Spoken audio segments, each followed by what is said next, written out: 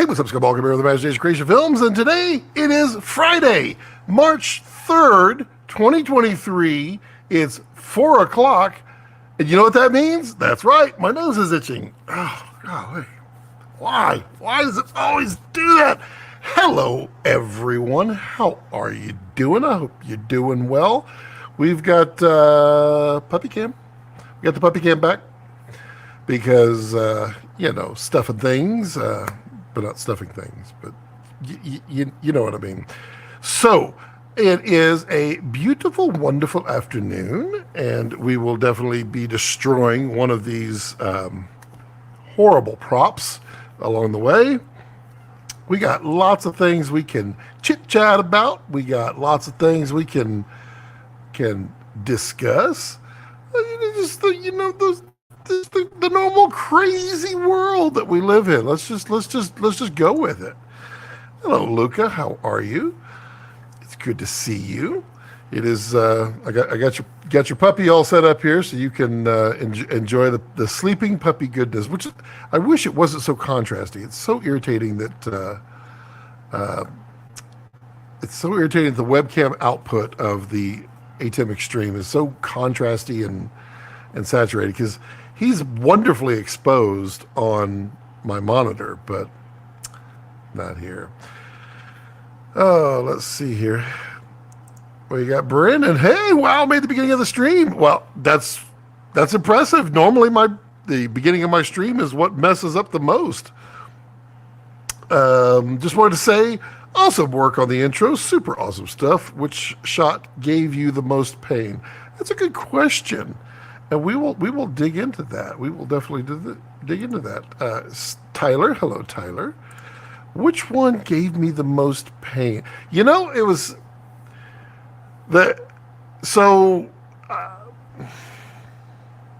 there's two ways of answer. There's two pain points that existed in those shots. There were 23 or 24 shots, 24 I think in total, and there was one shot that boggled my mind the most. Not how they did it. How they did it was extremely simple, but how I was going to shoot it with the rig configured the way I had it, and that was the backwards shot. I can literally pull that up, can't I? We have the technology. Maybe we do, maybe we don't. Let's see. This looks like the adapter. It's not on my wife's computer. Got can plug this in.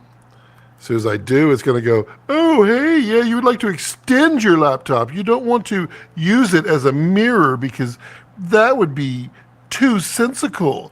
We're now a computer. I don't want you to do that. I want you to mirror. Mirror.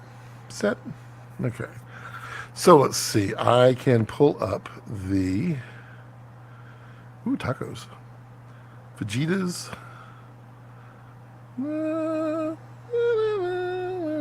There we go. Let's see. Oh, I see. You're only going to let me play on that.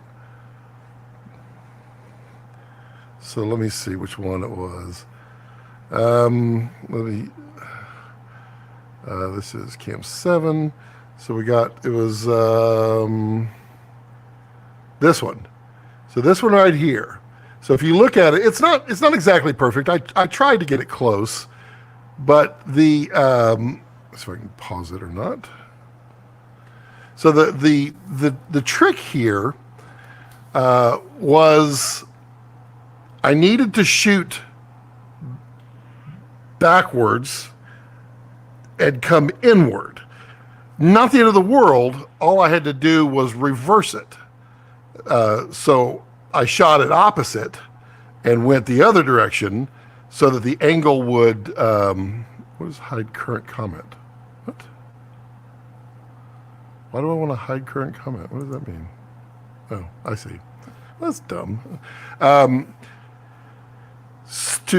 I needed to What? That's weird. Why is it? Oh, it's on the, okay, there we go. Yeah, so it was designed to come backwards and shoot towards the rig. And so I reversed it, inverted it, and shot it the other way backwards is how I did it. But it's still, I mean, it literally took me like 30 minutes to wrap my brain. I knew instantly, oh, I just need to reverse it and shoot the other way. But in my brain, I was not reversing things. And so like literally I would have to go over to the monitor and watch and then adjust something and then realize that it's upside down and backwards. And I'd have to adjust it in my brain and then read. Yeah, it was a pain. Let me think of which one was the most difficult to pull off. And it's weird because I did it. Yeah, it's probably no. This one. No, that one was easy. This one, yeah, okay.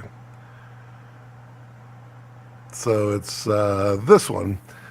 So this is the one that was the most difficult to pull off because there's so many moves in it.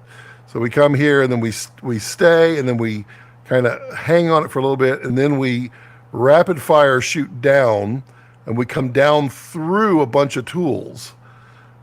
Meanwhile, we're changing colors in the same process, which of course I ran out of titles there. That was that was the one that was probably the most time consuming to get right. And it's funny, originally when I saw this years and years here, you can pet Rex. You can pet him. You just pet him nicely. Yes, be nice. He bites. Yeah. Originally when I saw the move, I saw this as like they were literally in a bookcase and they were zooming around the bookcase with robot. And I thought, wow, this is so intricate. And then when I saw what they did, just studying it, it was all done with like Fisher dollies and cameras mounted on just swings and pan, tilt, and roll. I mean, that's all they were doing. So I did two versions of this. I did this one, which is the true to life, accurate, everything version of it. And then I also did one where I literally set up a whole bunch of stuff on a bookcase. And then I went into it, went out of it, and did all kinds of stuff. And it's kind of sad that these shots were done robotically, but they keep putting in all these little fade to blacks and come back out, and they're actually changing shots in there. I didn't change shots on a lot of those. I went straight through them, and I mean it was definitely more of a challenge, but it was fast, and that was the beauty of it. People might have asked, what am I showing off here with 8 axes? Well, number one, I'm showing off 8 axes in all these different moves. There's various axes being moved. But the beauty was I had one rig, and I just take the rig, and it's at the table, and then I just set deck the table, and I'm flying around through there, and I just set up. I had all these shots. I can't, I don't have a way to show the screen, but there was like 24 tabs all set up of all these different shots, and I just go boop, boop, boop, boop, boop. Luca's like, so cute. Justin says, need better lighting. You're right, I need some more. Hello, Matthias, how are you? Grip Tit says, I'm a pet area again. I'm a pet Rex. Good evening, Ollie. Evening of the good. Evening of the good. Ollie wants to ask, did you actually commission a singer for it? Yes, I did, because I can't sing that good. We So my buddy Bill, who I've known since 8th grade, he's kind of like my music buddy. He's been, my buddy. He was my best man at my wedding. Just, one of those lifelong friends. He's very musically inclined. I'm very musically inclined. We are definitely, we don't mesh, or we mesh. We definitely don't clash. He plays guitar and he's really good at orchestration. I started on percussion and moved towards keyboards, and so it was we've always had this fun of music. And so when I had the opportunity to commission the song, I said, "You need to write it." And I wrote the words. I mean, there's nothing to those words. They were simple. And I told him, this is kind of what I'm thinking, and just go with it. And he did, and he did fantastic. And so on the BTS video that I'll be showing down, which we need 10,000 views of that motion control shot in order to see that BTS video. So let's get those views going, folks. Let's watch it. Let's share it out to the world. I probably should anyway. On the BTS, I'm actually going to do a sit-down interview with Bill, and we're going to talk about the music side of it. What was he thinking? How was he orchestrating? What was his thought process? Because you need to keep the flavor, the soul of that song. The original one, which was "Bring Sally Up, Bring Sally Down." You wanted to keep all of that, but you needed to transform it so that it's not a copyright problem. And it falls under fair use if it's even remotely close, which we've checked every single thing. There are no 6 notes in alignment, so it does not fall under copyright, and that is the true definition of copyright. So yeah, it was we had a one singer lined up, and it didn't work out. And then I found another, and she nailed it. I mean, she was so good. She's so fast too. She nailed it perfectly. So perfectly, I asked her if she could redo it and not be so perfect. She's an incredible singer, but she was so good at it. She sang it matter of fact, and I think is the way I would describe it. And she needed to be a little more relaxed and I don't want to say soulful. That's not the right word, but just more relaxed, more sloppy with it, because that's the original sound. You've got this sloppy singing because it was sung without any metronome, and then they added music to it. In this case, we had music and we needed to add the singing to it. So she said, "Oh, absolutely." Sure enough, like an hour later, boom, there's my version. And then she ended up singing it like, I think she sang the verse 16 times, and then the bridge she sang like 4 times. And then I chose all of the great takes that were not too sloppy and not too perfect, and then I stacked them all. So there's 8, pretty sure there's 8 of her in there. So Bill wrote all the music, and then I mixed it all. He did a good first pass mix, and then I just kind of mastered it and brought everything together and put the vocals on. It was a lot of fun. We had some different ideas at first on the music, and it didn't quite fit. Then we did that one. It was fantastic. Hello, Dork. Grip says, I'm on Pet Rex again. I'm kidding. I'm not streaming. Oh, I see. You thought you were streaming. I get you. Hello, Simon. Simon, the skiing cam op. The ski DP. Why don't you just call yourself the ski DP? more Motown vibe, I think is what you. Yeah, it's just. I mean, the real truth was the original song was a. I think it was a old like schoolyard song, the Bring Sally Up song, and they would do it with jump rope or what have you. But it's not something there was always a metronome to. So whenever it was recorded by the original lady, she was just singing it, or whatever recording it was. But there was no metronome or anything like that. So it was very just kind of free flowing kind of thing.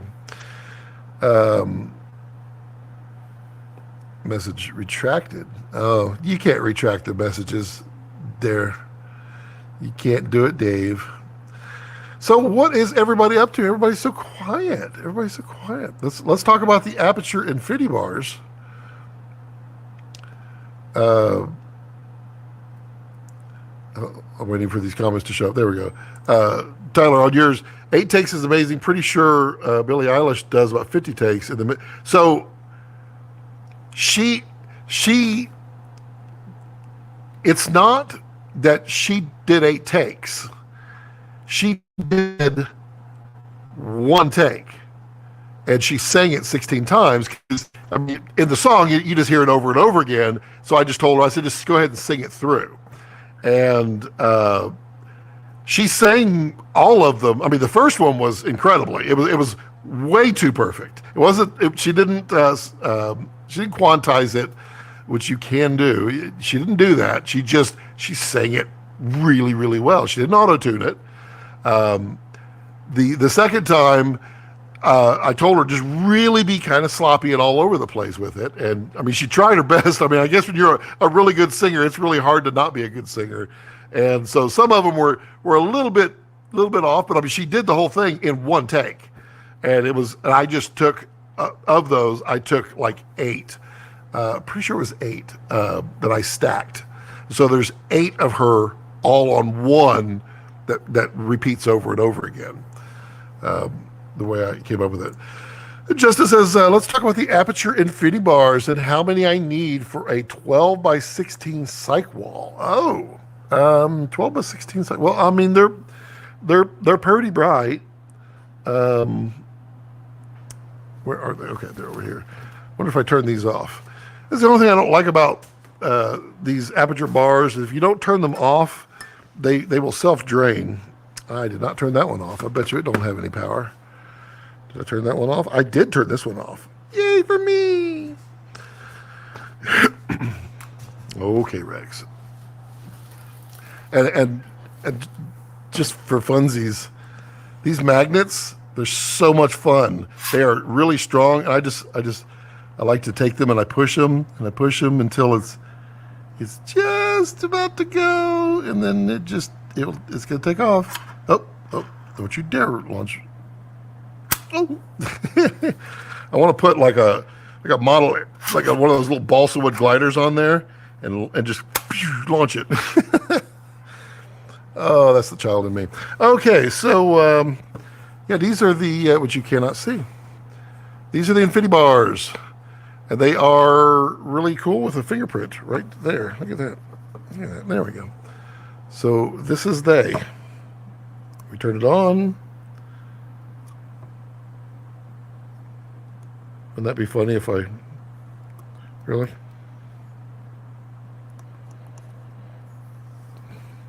So I turned it on. I turned it off, but apparently I turned it off after I discharged it. Let me grab a charger real quick. Doop. There's one. Okay. Oh, I need, I'll just use the power adapter. Let me grab one back over here. Y'all. Boop.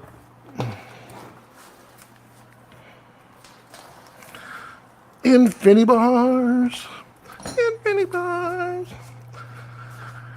Here's a good question how many you would need for a cyc wall, though. I think you're going to end up needing a lot more than you think. Let's plug that in right there.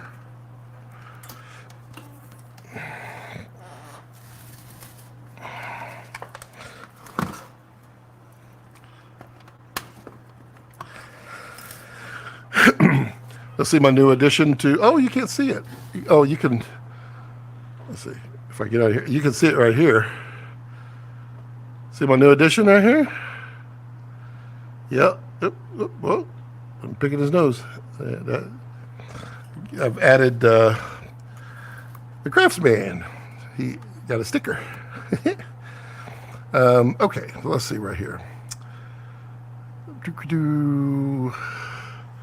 So here they are, and it's in pixel effects mode. Just plug it in right there. And we're going to menu. It's so bright. It's not, because it's at 0.2%.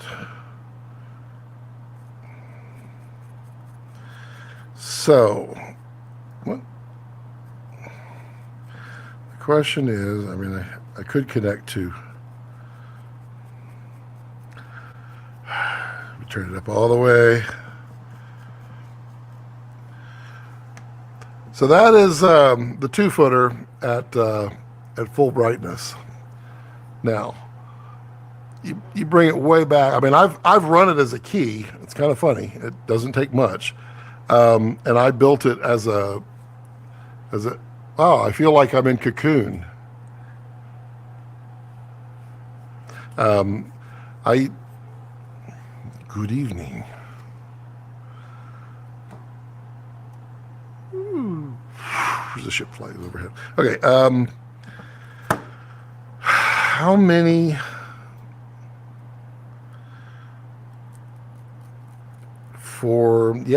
I would 12 by 16. What's the ceiling height on it? I'm gonna turn this way down so we can talk about it without getting a headache. There, it's on, and I don't have a headache. See, it's so bright. 12 by 16, so 12 high and 16 wide.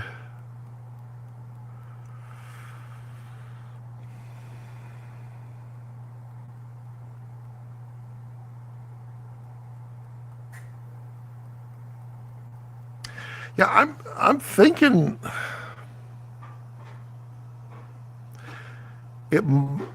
let's see, price. It might be cheaper to do Nova 300s, but I'm guessing you'd want these in groups of 3. And maybe you have them kind of, it wouldn't be much of an angle change. Probably groups of 3. And then I don't think I'd put more than about, maybe 16. So you'd probably want 8 of these to do it. And I don't know how perfect it would be for that. It is very soft and it's diffused, but I feel like Nova might be a better choice, unless you just want them. I get it.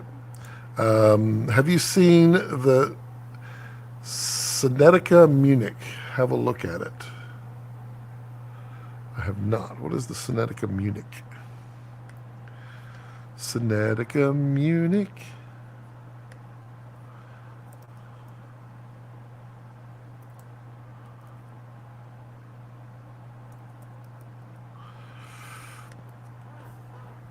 Tools for camera movement.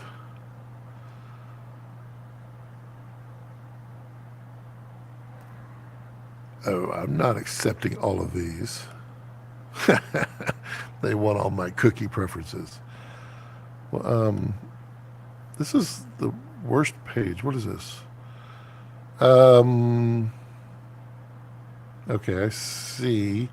So it's a jib. It's it's cute.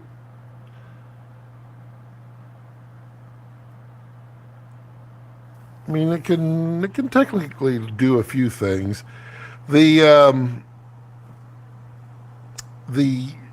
the Franken rig that I have at the moment, I have the ability to dolly in and out 8 feet.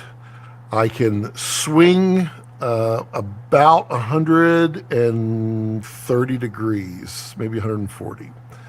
I can rise. I can boom up. I think I can boom up as it's configured right now about 4 feet, but that 4 feet is based upon wherever you have your dolly set up. So I can boom below and above the dolly, but I could extend that jib out and nearly double that. It's a longer thing. And then I have pan, tilt, roll, focus. I could do zoom. I can motorize externally. I've been using, these are the new Kessler power blocks, and they're not quite production yet, but they're ready for production.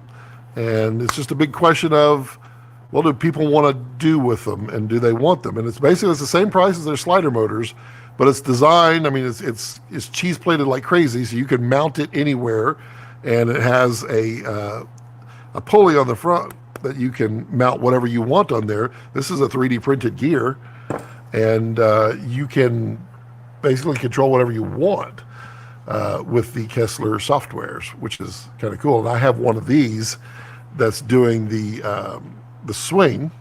I could easily replace the one that I have over there with this to do the jib up and down. But yeah, let's see here. Ceiling height is only 8'7". Yeah.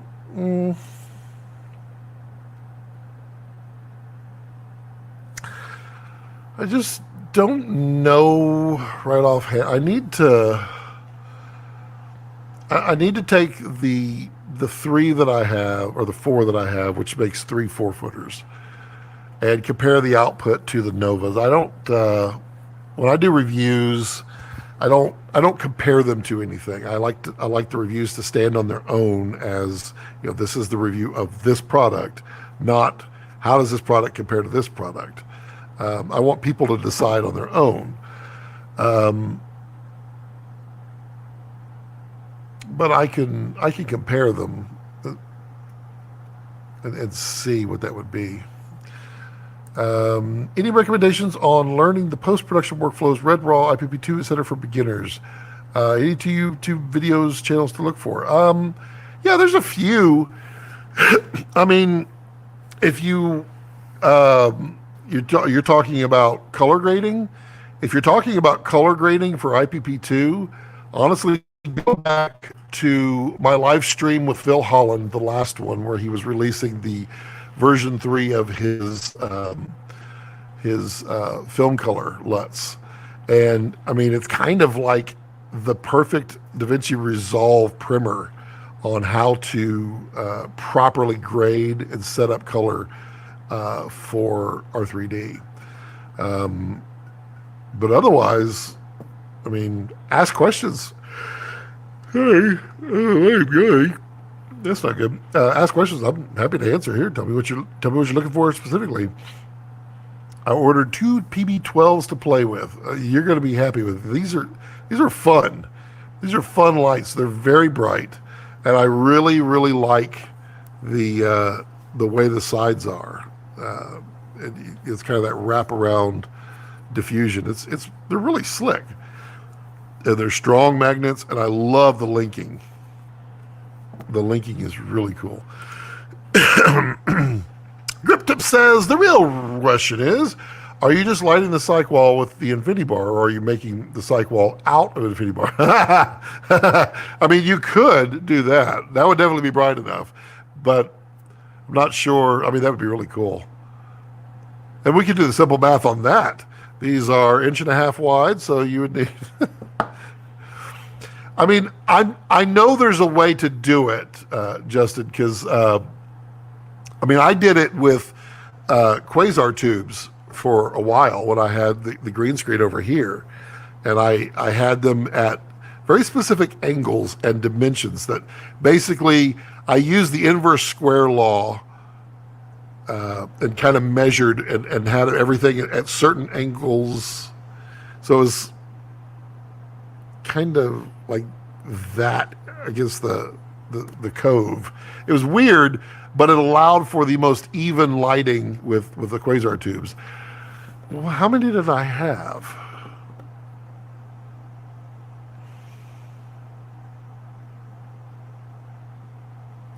I think I did mine with 8 quasar tubes. These were the 4-foot T5 tubes.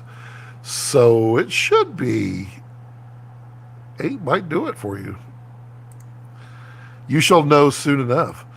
Ollie says, I once went to an infinity bar and I had to get a cab home. Technically, if you went to an infinity bar, you probably could never find the exit because the infinite bar that you would just, Tyler says, Matthias, Red put out 2 videos, one for Premiere and one for DaVinci and post-workflow. Yep. True. Great, thanks. I do like the infinity bars, although I still prefer the tube shape for my knees. Can't wait to try the Amaran tubes.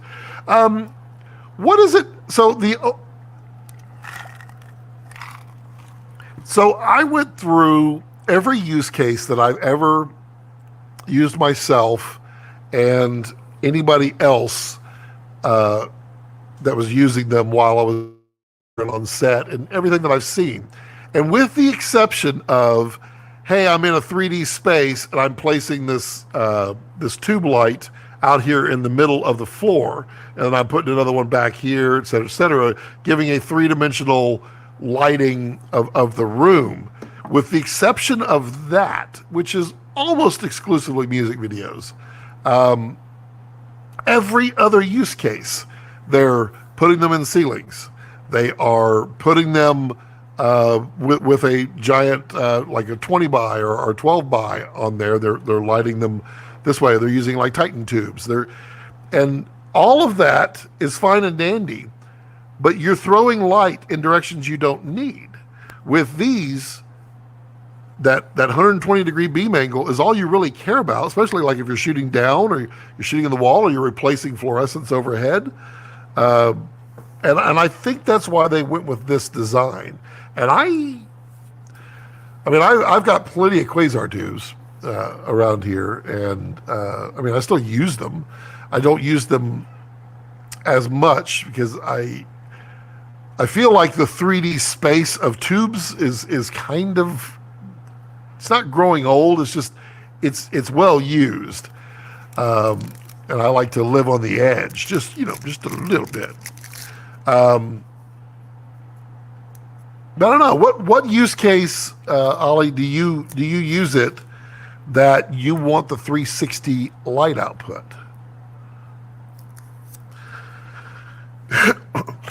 And Justin says, because my ceiling is open rafter and are 12 inches apart, I have 2 FC 212s to place between the rafters. Right. And I can see that. I mean, the sad truth is you can plan all you want, but almost always people that come in and go, yeah, you just need this, it's because they've already done it. And it's not until you've actually done it once and seen the output that you know exactly what it can do. And I have not seen a cyc wall with these, and I have not lit a cyc wall with these, not yet. But they're gonna have some fun. I really enjoyed wrapping them around the set, and then the guitar shot. So y'all see that in the video where the guitar is flying through. Well, actually, the guitar was stationary, and the lights were flying over the guitar, and then the robot was flying in. That was really cool, and has so much promise. Still working out the kinks on the lighting ratios on that, but it's kind of cool. Novas would drop too low. Ceiling height sucks. Yeah. I can see that.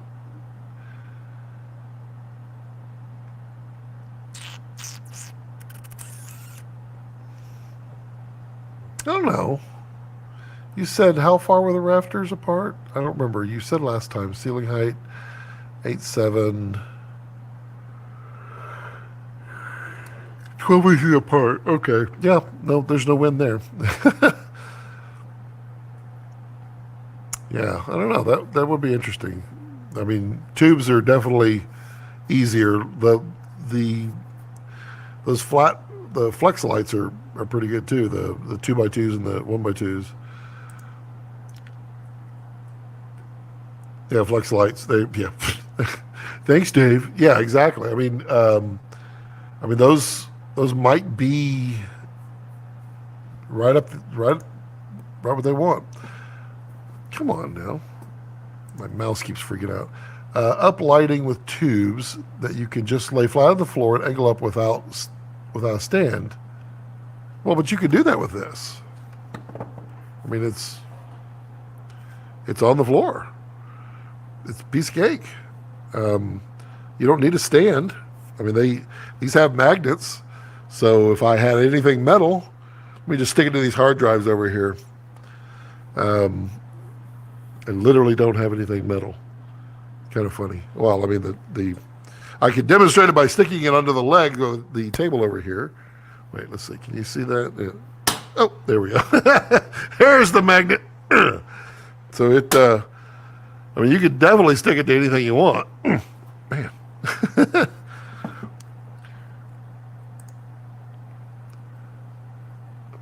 Hello. That's basically what the Amaran FC 212C lights are. Half of the light will go above the ceiling, and have to go below. The diffusion to them been tested with one light. How many do you think you would need of those, Justin? And price-wise, those are not bad price. They're kind of similar in price to these, and I wonder if you might get more output out of those. Oh, Luca, off to bed here in Italy. Have a good weekend and have a shooting tomorrow morning. Okay, Luca, have fun. Be good. You can't angle it, though. I mean, that's true.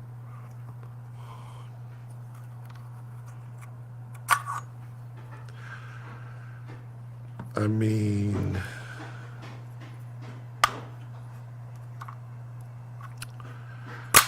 hey, calm down. What could I do, though? You know, the other thing is I'm not really sure what the purpose of the magnets being like this. I'm sure there's an inherent design. But, I mean, it wouldn't take anything to create little stands for these at any angle. I mean, think about these. Got to be metal, right? Yep. So, I mean, here's the red key stand. And there it is. It's stand in the place where you were. There you go. It's now at an angle. So all you need to do is just buy a bunch of red keys, and there's your angle. You can angle them however you like. I mean, that's kind of, I'm guessing, the intended purpose for floor use there, but yeah, Repa, they have serious magnets, like hilarious magnets. I like to race them. Like you watch it, I push, and I push a little bit, and then it's gonna go a little bit, oh, poof. It's so fast. They're a neodymium magnet, so they are very, very powerful. I have 7 lights. Okay, try those. I honestly feel like those are probably some of your best bets. Other than the fan noise.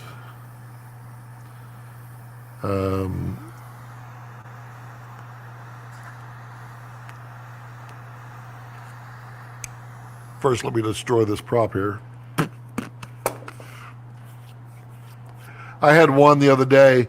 The roller apparently did not do a very good job, and one of the binders was more of a twig, and it was sticking out just a little bit of the top. I'm not sure how it passed QC, but I pulled the twig out and it left a hole in the top. So when I was burning it, I had to put my pinky over the hole like a flute. Otherwise, it would just it'd be like when you try to use a straw and I can't talk to you. I have to message him though, let him know.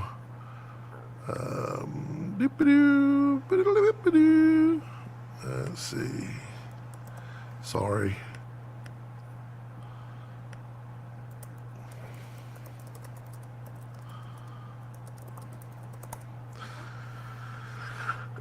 All right, so is that, let me see where this is from.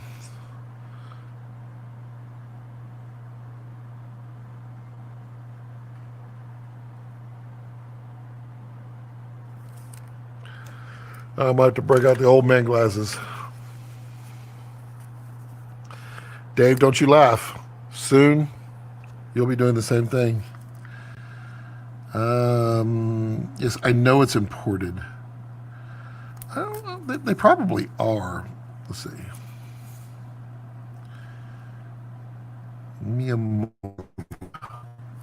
Let's see. Let me look it up. Don't need this.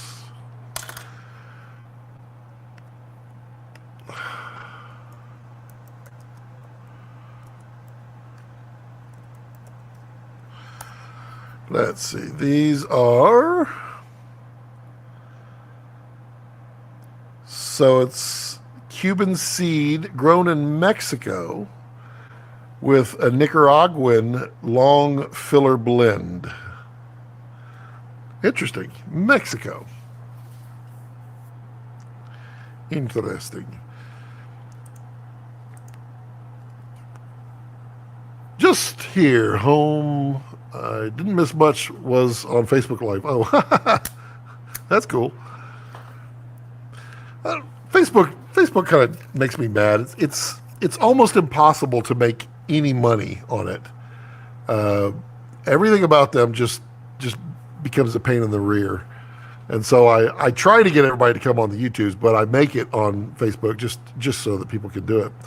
Oh, there's a Rob Eagle right there. Hello, Rob Eagle. With Bright Tangerine. How are you? Just here. Hope I didn't miss much. Oh, I already saw that. Wait. Oh, wait. Some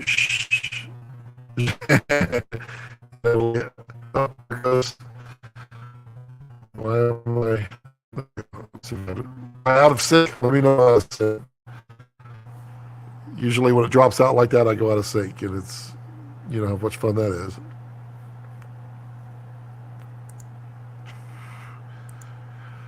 Oh, I'm not allowed to enjoy it. I'm destroying this prop because YouTube does not allow you to enjoy them. Love the puppy cam. Yep, he's literally just a lounging out. Eric. 64. Oh, yes. Very good. Very good.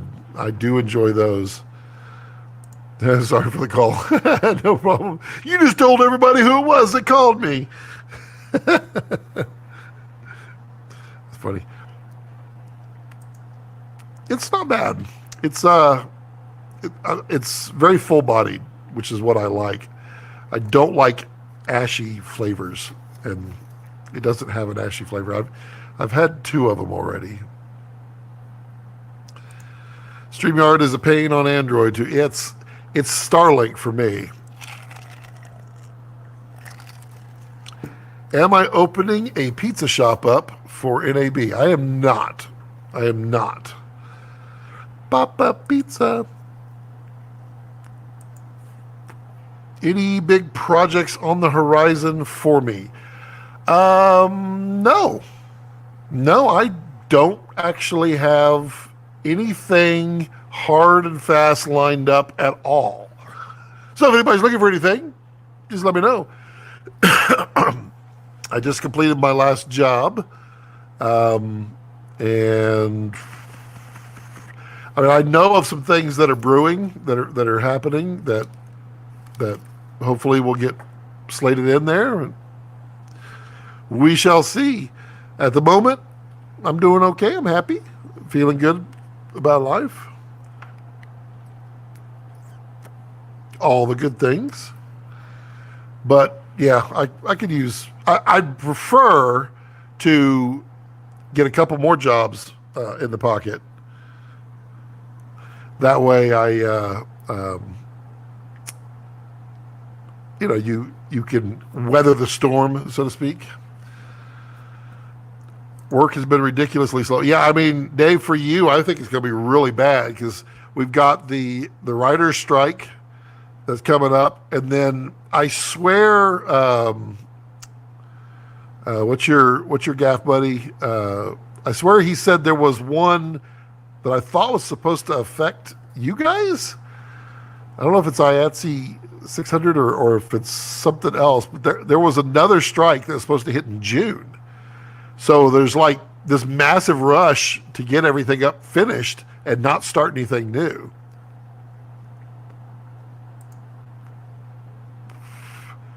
Have you shot anything in anamorphic? I'm seeing a lot of these lenses popping up from Sure and Laowa. I have. I've shot quite a bit in anamorphic, and they're all interesting.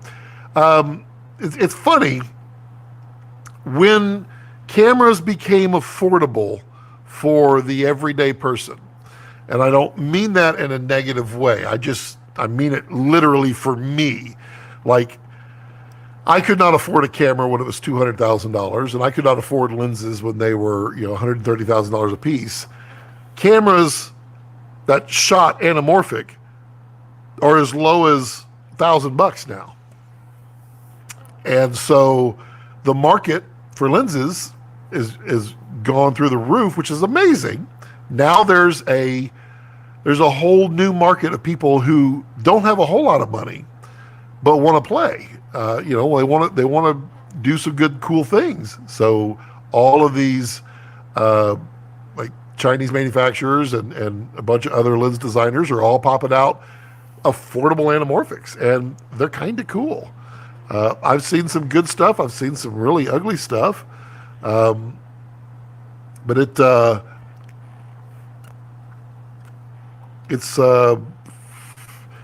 lot. There's some cool ones. I've shot on Vasins. They were not bad. There were some good and bad. The nanomorphs are pretty cool, but they're not. I like something that is like a 1.8 to 2 anamorphic. I don't like the 1.6 or the 1.3s. 1.5. The 1.6 is okay. 1.5 is. I really like to stretch the anamorphic picture. So I mean, we're starting to see some really stretched wide ones for affordable. I like that. Dave says, I have been cooped up in this house. Have you, Dave? Well, Dave, would you like to be on the live stream? I can send you an invite and pop you in. I can do that. I have the technology if you'd like to join in. I'm sure that's literally why you're hanging out. You're like, okay. Writer strike, DGA strike, SAG-AFTRA strike. Yeah, there's going to be a lot. I mean, I've seen a lot of people posting about, available for work, and there's not a lot of jobs right now. And it's weird because normally, like, the first 2 months are my slowest, and I was busy. How long I might be interested? Well, I'm planning on streaming for another hour and 10 minutes or so. So come on, Dave, join now. Just put on a shirt, dude. Was it snowing? Work has been very well in Europe as well. That's interesting because y'all don't have the same. Labor unions and such. They're interesting. Well, I know the economy is not helping either. The economy all over the world, everybody's like, yeah. All these strikes seem like a great opportunity for indie work, though, and I agree. And I honestly believe there should be a slew of it coming. I do wonder what the wait is. Maybe just people are, yeah, I don't know. Remember when Access to Resolve would bust a budget? Oh yeah, oh yeah. I remember, man, just buying a plugin. I had to have this one thing, and the plugin was like $700, and you're like, I can't. I mean, it's not really that expensive, but Resolve back then was really expensive. I was really cheap though.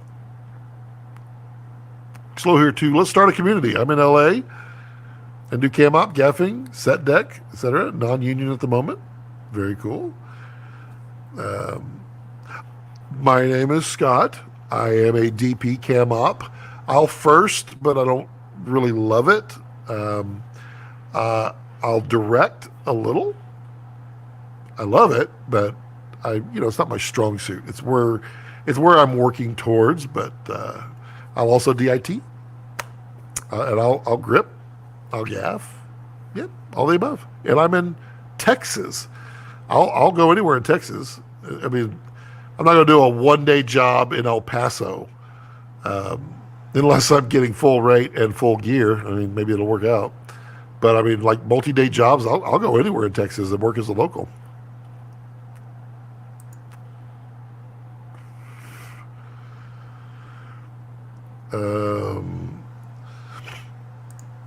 All right, let me put on some pants.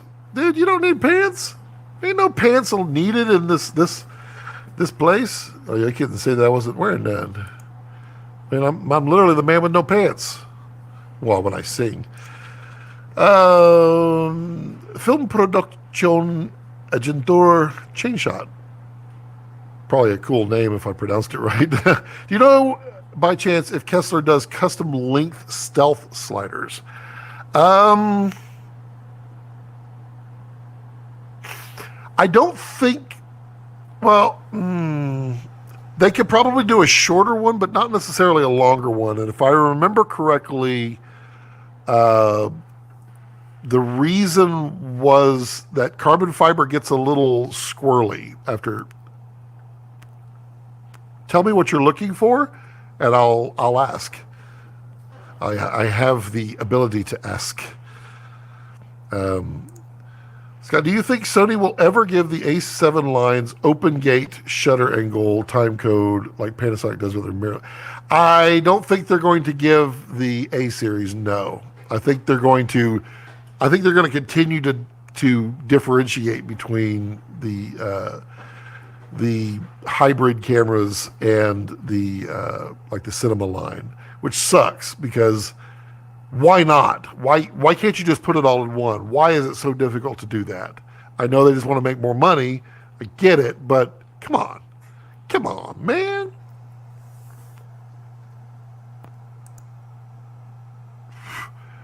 Getting to normal after COVID isn't like hitting a switch. It's true. I mean, everything is still not normal,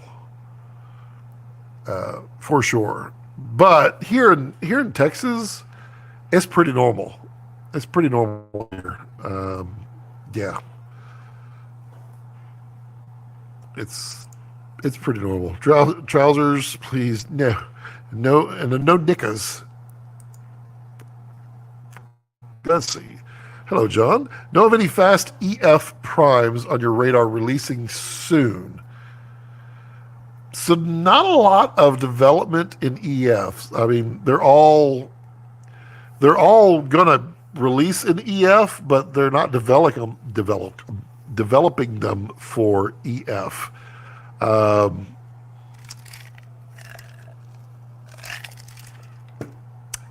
I know of any? I don't know of anything new.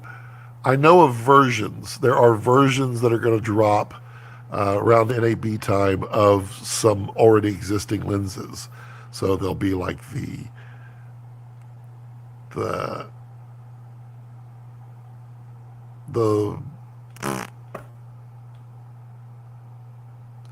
like the uncoated versions, the classic version, that kind of shift. There's a couple of those that are happening, but I don't know really of any major ones dropping.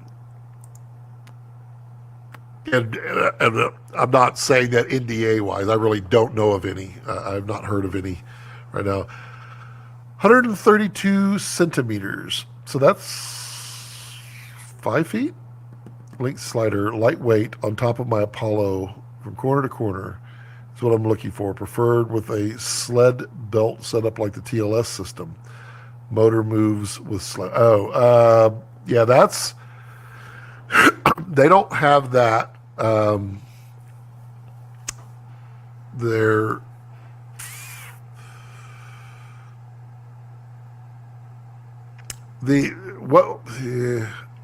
What they had the shuttle pod mini, which ran on square tubing. They had that. They don't have it anymore. You might find it used, but it. So I can find a picture of it. You could do a custom length. I actually had one. Really, Ministry? Wait, they still have them? No way. Oh, they're still on. They're on. I guess they still have them. Let me. So this is the shuttle pod mini system, and you can see it works like that. So it has the motor mounted on the actual sled itself. Okay. And then and it rides on these. These are 1 by square tubes. Is how it worked. I had one of those. It wasn't bad. That would work. All right. Dave says he's ready. So let's see. Let me be the one. So I'm going to copy this. Dave, I'm going to send it to you on Facebook Messenger.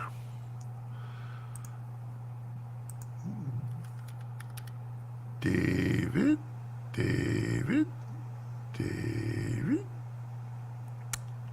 Okay, fine. I'll just type in your last name then. There you are. And then Besta, and then Cinda. And we go back here. Oh, bing. What was that? What's going on? Who's dinging me?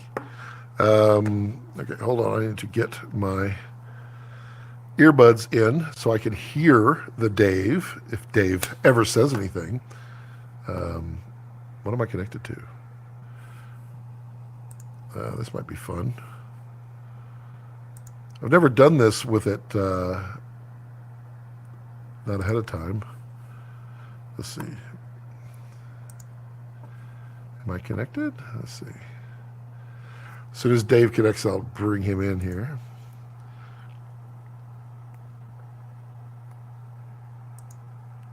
I want to connect to those.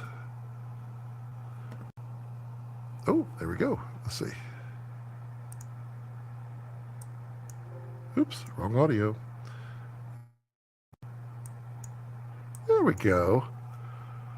Cool.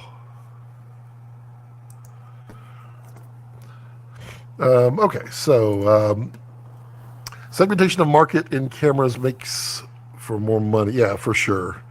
I mean, that's why they're doing it. 11 foots. Yeah, I'm kidding. Ollie says, Khalib just used the shuttle pod on the Squarespace ad. Still going strong 30 years after it was released. Almost. 4 foots. I see a Dave, but I don't see an image of Dave. Dave has no image.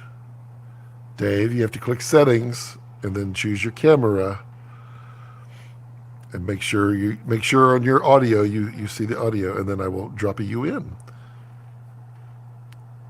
Or are you not doing camera? Are you just being audio? That would be rude. I don't. Let's see.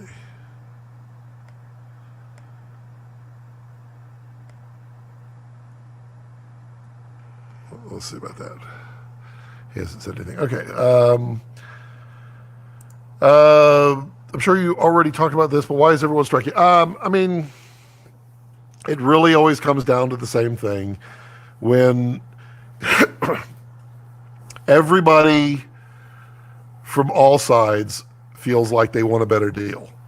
And so they all have contract terms that are X amount of years.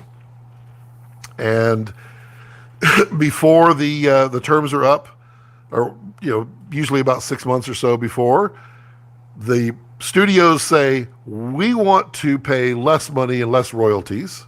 And the unions say, we want more pay and more royalties.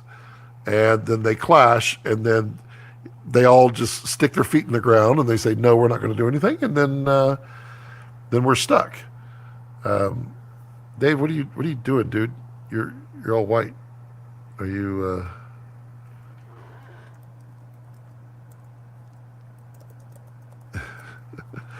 I don't know if he's on or what. You just have a white screen. He's letting me know here.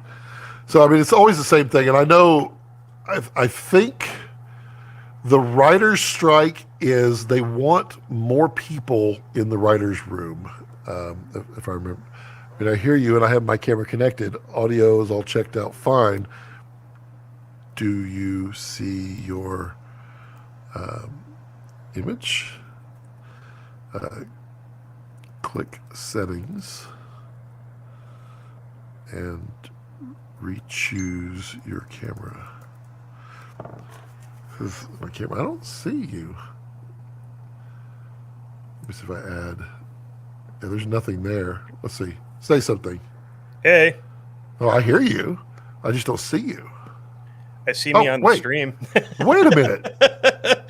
What in the world? I don't know, man. Well, fine. I guess, I'll just enjoy you 30 seconds later. That is weird. Wow. What is going on there? It's delayed? No, I mean, I can't. I mean, you're on the stream. I mean, I can see you on the stream streaming, but I cannot see you on my screen. That's weird. That's pretty odd. That's sad. Hey, Dave, how's it going? What's up, buddy? I'm gonna. If you do any visual jokes, I'm not going to laugh for 30 seconds. Just so you know. What visually? How do you put me over Rex? Give him that How do old I put you nice over Rex? pat. I could just give you Rex. This is so sad. Is your puppy? Why can't I see you? Bjorn. This is not fair. So I wonder if I just solo you. Let's see what happens. Is it if it's just me? Yeah, let's see. I see nothing. I just see a black screen. But I see you on the live stream, which is awesome. That's so weird. That's odd. Never had that happen before. Cool. So how's it going? How's your world? It's boring. It's so boring. I literally worked like 3 days last month. Wow. Yeah, it's been bad. And like January, like last year, I worked, I think 1 or 2 days during January, but that was like kind of expected because holidays and etc. But like this year, January, I worked like 3 or 4 days a week. And then February hit and just gone. Huh. Yeah. That's not good. Nope. Yeah. No prospects? Well, I am doing some Grip Tips episodes. That was going to be my next question. Is Grip Tips coming back? I've actually got 4 in the works, and then it's going to lead up to my 100th episode. So it's going to be like a party? I've got some things planned. I'll put it that way. Ooh. Your audio is it just me, or it sounds like growly all of a sudden? I don't think it's anything that you did. It's just like a glitch. I mean, nothing's working right so far, and it wouldn't be a Balcom live stream if it did. So You got like a Darth Vader thing going on, It right? says my audio is siloning. Well, that's weird. Why does it hate me so much? Let me. Oh, it's my show now. Yeah, it was. It's gone now. I wish I could see. It's so weird. I've never had it where it's just black screen like that. Must be those props. Yeah. How's my audio now? Is it better? It's about the same. Well, hell. Thanks, Starlink. What if I just say Cylon things like, "Come here"? I don't remember what Cylons say. I just remember the Knight Rider face. That's exactly what it. That's actually a perfect way to describe that. That's exactly what you sound like right now. Huh. Wonder what that would be. I wonder if it changed my microphone. Let me see. I hope it didn't. Oh, now it's gone. Oh, Good. now it's terrible. Whatever you did before you did that.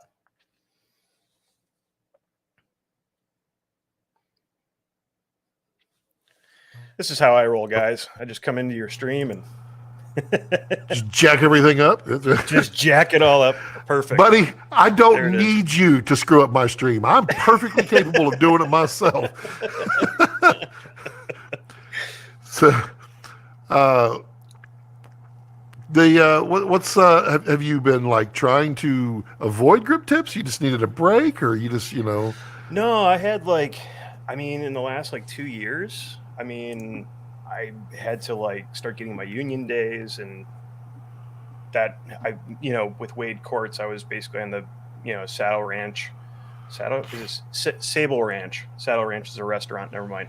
Sable Ranch, building 70-foot scaffold towers and etc. And then I just started picking up even more work. And last year, this time, I started besting for a new Disney Plus show, and then after that, I would just day played, which was 2 or 4 days a week, consistently every week. And we get to the end of the year, and I went on a show that, I don't know. Let me ask you this. I'm not sure if I'm allowed to say the show that I'm working on if there's already had been a season out of it. No, you probably are not.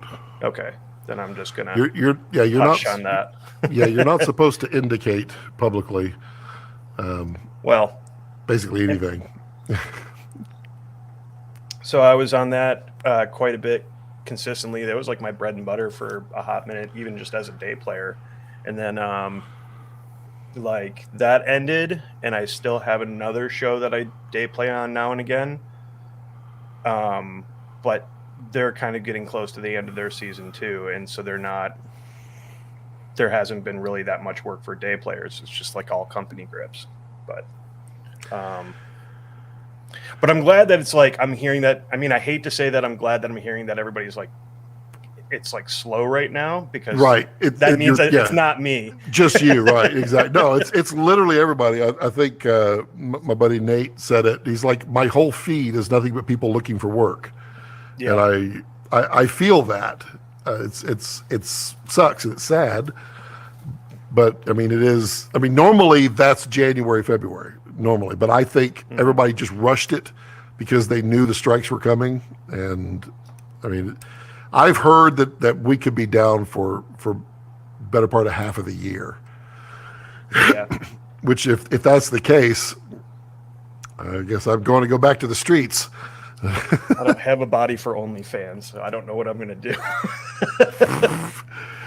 There's an OnlyFans for everyone there, Dave. Don't feel bad. Probably going to involve something with feet, and even that's not great. I figure just go out there and name it grip tips and just see what shows up. See what what are happens. people asking for? Just the tip, just to see how it feels.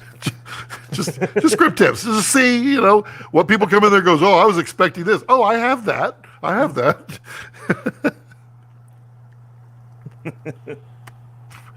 I want to try something real quick. Can you drop out completely and then drop back in? I just want to see if it fixes it. I feel Sure. so blind. Okay. All right, we finally got rid of Dave. All right. Yoo-hoo. We'll see if he comes back in white. It was just so weird. What I didn't tell Dave is that's a one-time use only link. No, it's not. Come on back in, Dave. Just got to click it again. It's just I've never had that happen where I didn't see somebody, and I don't know how to interact with someone I can't see. I mean, there's these things called phones. Well, he literally just left completely. He's like, I'm not coming back. Just forget that. There he is. And he's white. Okay, well, fine. I don't know what it is, but I'll just deal with it. I'm tired of whining. No, I'm not. I like whining. It's already fixed. Audio's bad without him. I don't know. I was planning, like today, I had no reason that I was going to need to use StreamYard, and I was going to actually just use OBS and go straight in because it actually does better a lot of times.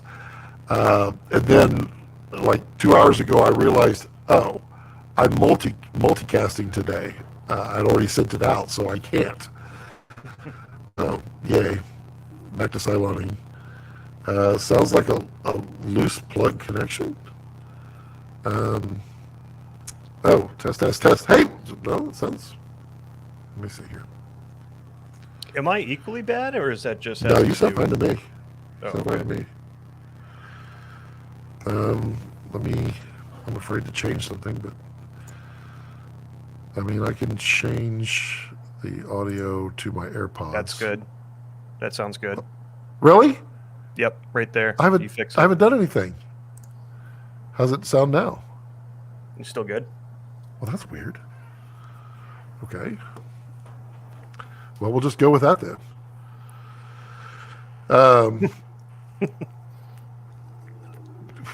So are you not doing any acting anymore? You know, no desires? I'm still looking into it, and I get like I'm on casting network, so like I get the notifications all the time. But some of the casting background things that I've seen have been like specific enough where I just can't do it. And I thought maybe going into background would be like kind of a nice introduction back into like to doing the other actors that are there. But no, I haven't. I think I've only auditioned for like one thing, and it was like a year and a half ago. So it's still something I want to do, but I just haven't really focused hard enough on it, I guess. Yeah, I don't know. I do want to do some collab, bro. I want to do some comedies. So I may have something soon. It's just I'm working out some details, and it does have to do with some of the next couple of episodes that are coming out. Which I see. It's my due date for these 4 episodes is coming up really quick, and I'm just trying to line some things together. I wrote a script yesterday, and I've already got 3 out of 4 on board, but the 4th guy can't do it. I'm not trying to say too much here. I gotcha. And since I'm guessing, since you haven't reached out to me, I'm not one of the 4. That's true. always a bridesmaid, never a bride. It's specific to the script, though, why I had to choose these guys. So, you typecasted. Pretty much, yeah. Because like when I was writing it, I had them in mind. We could both do only comedies, and since we can't do OnlyFans, that could be good. I could see that. Be down with that. Yeah. Got this really cool new pen. It's a prop, Scott, and I wanted you to see it. Check it out. Well, show it to the camera, and I'll see it in 30 seconds. That works like a humidifier. Can you believe that? No. Oh, that kind of pen. Okay. It's a California thing. It is. We ain't got that in Texas. Do they not have that particular prop in Texas? No, no, no. Really? I hear though that they're trying again this year. So Texas is weird. Which is awesome by the way. Our Congress only meets every 2 years, not every year. So we go down the tubes half as fast as everyone else. But they always try to introduce the legislation because I've worked several jobs for some friends that are big lobbyists and they do a lot of work in that field,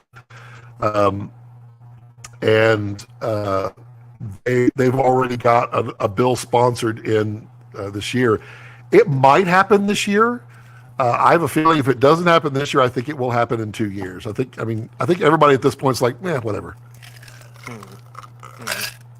We let's see. In the last year, well, actually, in the last couple of months, there was something called Prop 31, which related to this specific prop, and so now you can't have certain flavors of these pen humidifiers. You can only have some very basic ones that, for some reason, are only tobacco and menthol. I don't know. That's interesting. There's a Scarlett Johansson thing shooting here at the Cape. Many friends getting extras work. Nice. That's cool. Justin, have a great weekend. Scarlett Johansson. Yeah. She's my people's. As much of anything that I am, Swedish is the most that I am. So she's technically my people. That explains your glow. That is not what I would describe it as.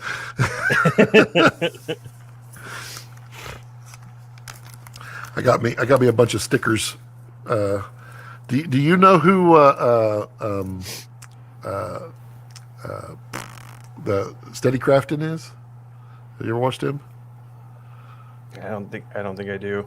Oh man, you got to find him and watch him. I call him the Bob Ross of crafting on YouTube. Is this the thing you were pointing at earlier? You were picking his nose or whatever it was. Right. Let me pull him off here. I don't want to ruin the sticker. It's a good sticker. It's put it right here. There we go. Yeah.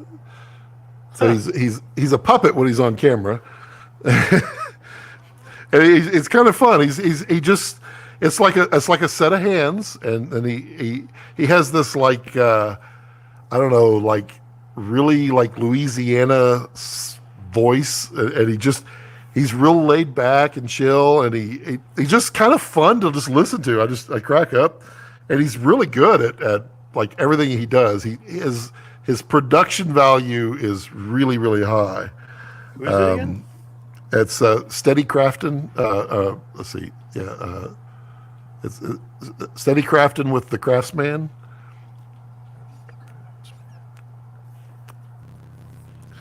You can find him. It's he's always like keep on audio again. Oh, well, silent the way it is. It's like keep on steady crafting. He's got all these like little catchphrases like "Wear you some gloves." Wear some gloves. He's like, "My name is your host." It's just funny. I just love the guy. He's really cool, and he's got like he's got like 500,000 subscribers. He's really doing well out there, and I'm gonna have him. Yeah, I'm gonna have him on my live stream at some point. But apparently his internet is worse than mine, so I don't know how that's possible, but it is. Have you done that thing where like, because you know that I've been like gaming a lot more lately, and one of my buddies, he said that, or he sent me this like TikTok link, and it like boosts up his speed or whatever because it's like DNS server or something like that. No, 8888. Yeah, that won't affect this. that didn't do anything for me, but for him, I guess it was showing like he was doing like 24 gigs a second or something like that. That's DNS. I mean, that's my old stomping ground is IT, and DNS would have absolutely no impact on performance.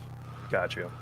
Yeah, because I can tell like when we're gaming, like I can tell like even though like I might be hosting the lobby that we're in, that like it's not my internet that's doing anything. And me and Ian just went with like a basic internet package here, and our speed's been plenty. You know, even for like, I mean, right now, you know, I haven't really dropped or anything, but for them now and again, it's like my buddy Jake will hit, like he'll drop out or something. You know, it's just random. So I didn't know if you knew, but since that is your stomping ground, at least I can go back and tell them that's BS. Yeah, it's BS. So I mean, what DNS is, when you go to I had a smoke ring. That would have been cool to like switch over to the overhead camera, and the smoke ring just kind of goes up to it. DNS is literally when you go to a website, you type in Google.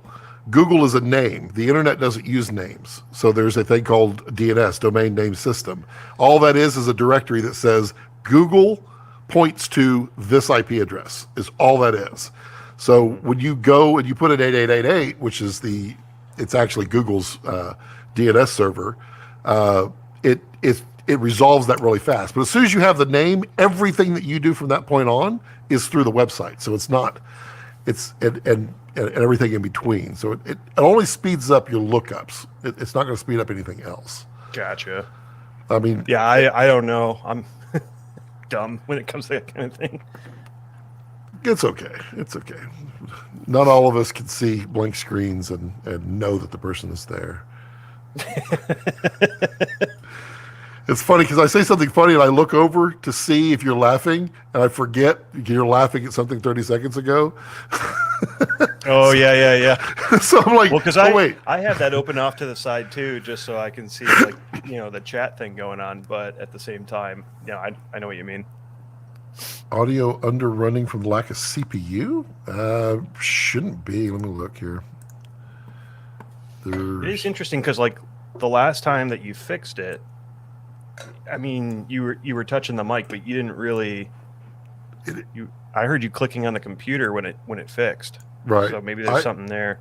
I am using high CPU. That is interesting, though.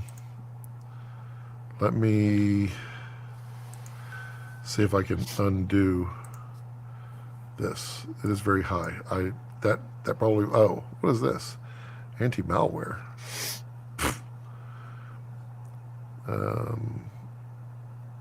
Is that any better? Does that sound? That's weird. Not an audio guy there, Scott. Well, no, I I'm mean a grip. I know, but does it sound? Yeah, all you have to do is say hold for sound. What, me? No, I'm the guy that's trying to mess sound up. I'm banging stands and right. Can you stop doing that, please? Sir, can you stop doing that? I'm going to pause that. Let's see if that helps any. Let's see. I mean, that could be it. I've never had this computer use high CPU before. That's weird. I'm going to close out of this. Let's see if that helps any. Gives it any more CPUs. I mean, this is a pretty capable CPU or a machine here. It's because it's having to process the black screen. It doesn't know what to do. So it's. I think it does sound better, but I can't really tell you like why it does. We'll see. Well, no, yeah, that's fine. I will watch it and see if it gets any betters. Maybe some processing was strolling the CPU. I think it was kind of like running some kind of malware in the background because I saw that. You know, Windows. It's like, oh, you're playing a game. You know, it'd be great right now. I should do some updates. Let me just reboot your computer right now. That's the whole reason I had to rebuild mine. You know, normally I can get into that kind of blue screen of death and get out of it, but like, I was like, all right, I built this computer like 6 years ago. I could do an overhaul. That's fine. And then Amazon Prime Day came, and Ian's like, oh, check this out. And I'm like, okay, let's, $3,200 later. Thanks, Ian. Yeah, I know. Like, I didn't really want to buy anything, and it was just like, oh, damn it. Here we go. Yeah. So, how was your snow day? I saw the. The little tiny drizzle of snow. It mattered to people. It's interesting because Ian like grew up in the area that we're in, and he's like, I've never seen it snow here, like in this specific spot. I know it snows in California, but like, Sure. how is that snowing here? I don't know what you just did, but the audio got clearer. I got up. I got up to go get me a drink. That's There was like a funny. hum before, and now it's gone. I wonder if my mic cable is bad and I don't realize it. Batteries or something? No, fresh batteries. Man, I'm a professional. I would assume they are. I would assume they are. I'm just, I am a professional. I'm just being annoying is what I'm doing. No. Me? No. I should have grabbed me a nice IPA. I have a whole selection. Let's see if it gets worse now when I sit down. It did come back. Really? It did. Are you just hearing the that sound? Yeah. Oh, that's my exhaust fan. Oh. Let me just turn that makes sense. Let me turn me down. How about that? Is that any better? Yeah, I would go a little up more still though. Go up or down? Like split the difference. Okay. How about that? Is that better? Like that? And then Maybe. between the lowest level and the one that you're at, I'd split that difference. All right. How about that? Sure. Yeah.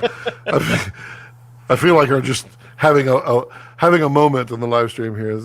I'm dialing you in the grip way. Right. Just like yeah. Oh no. Oh, it's getting scratchy again. what? Okay. This is weird. Okay. Is this doing anything? I don't think it's the it's weird. Actually, I have an idea because I've only been noticing it the past couple of times. Just briefly move your mouse around.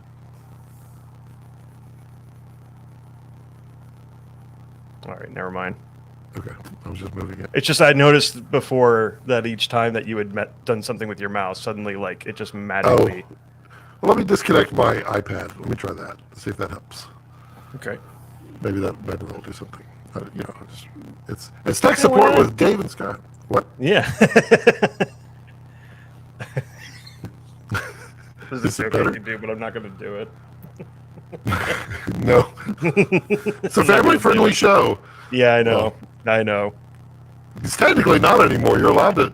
You can't be annoying in the first 30 seconds, and they also say like 1 minute. I don't know which one it is, but How do they identify annoying though? Like I was being nice. Oh. You can't. Oh, I see. You can't cuss the first 30 seconds, and then I think it's 8 minutes. Something.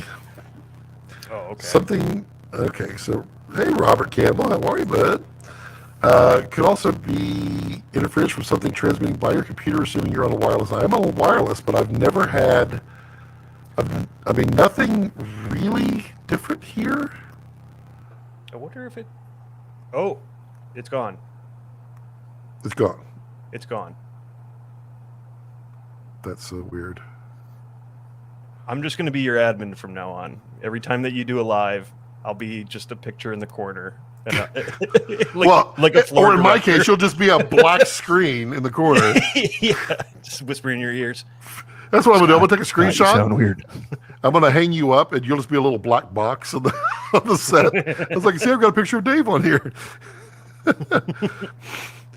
Yeah, I've got the task manager up, and it's at 30%, which is pretty high, and it's not normally this high. In fairness, my machine has been running for 4 weeks solid, and I have not allowed it to do any updates. I'm really good for a at that. long time, I did that too. Yeah. I convert all of my windows to enterprise because I have all those, and then I disable everything.